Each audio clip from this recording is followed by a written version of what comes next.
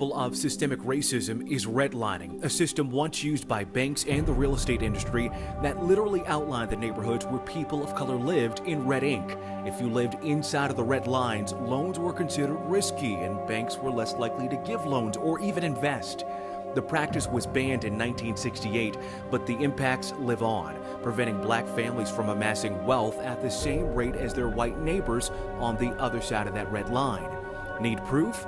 According to the Federal Reserve, the net worth of a typical white family is $171,000. That's 10 times greater than that of a black family.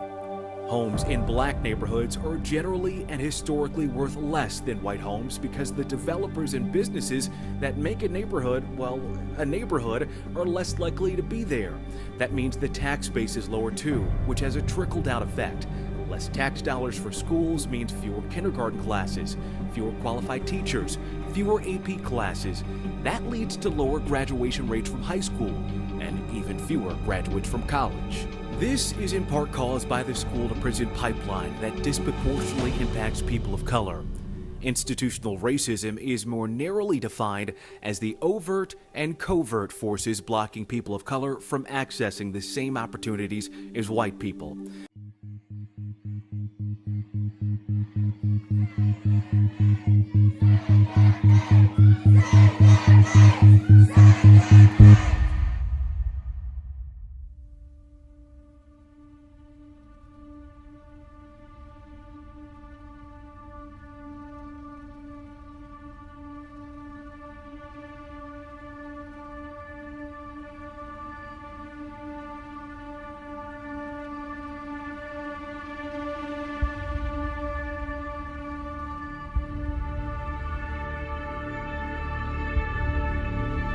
George Floyd repeatedly told the officers that he could not breathe after an officer knelt on his neck. The family of George Floyd held a memorial in his memory. My brother's gone, but the Floyd name still lives on.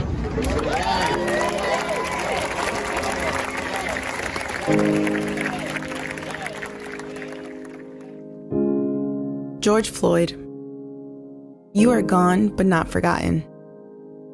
Because of you, we've come together. This is for George Floyd. It's all right to be angry, but we're going to take our anger and our indignation and turn it into energy. George Floyd! George Floyd! Justice! Justice! To march.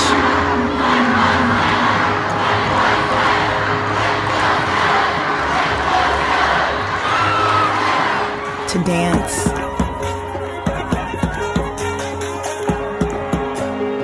to kneel, to be quiet. We're saying your name. We're saying their names.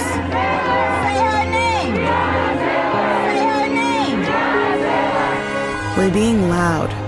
Hands up! Don't shoot! Hands up! Don't shoot! We're being brave.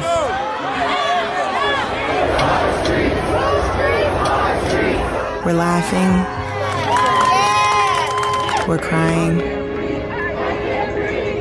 We're getting engaged. We're getting married. We're changing the world.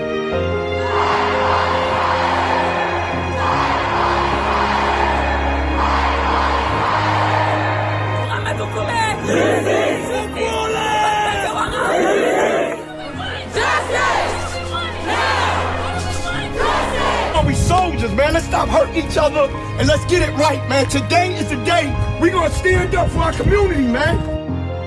If we could do this, we could do more. We just gotta continue on pushing and don't give up.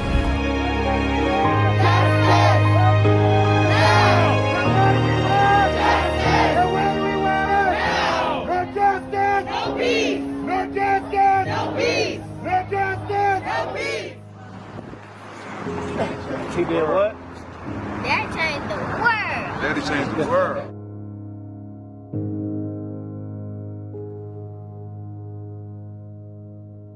read this. When people say systemic racism or institutional racism, I usually ask them to be a little more specific in what they mean, because there are a few ways you can read that. One is history has impact. Of course, that's true, right? That's true for everybody. It's true in your family history. Right? If you have a grandfather who went to prison on a particular charge, that leads to poverty for your parents, which led to more poverty for you, right? People have histories. Those histories are embedded in their life experiences, and that's true for societies as well. All of that is for sure true. Then there's the question as to whether the institutions today are racist. And that's not quite the same thing, right? Because history has consequences is not the same thing as saying the rules today are racist. Because the rules today are not racist, actually. The rules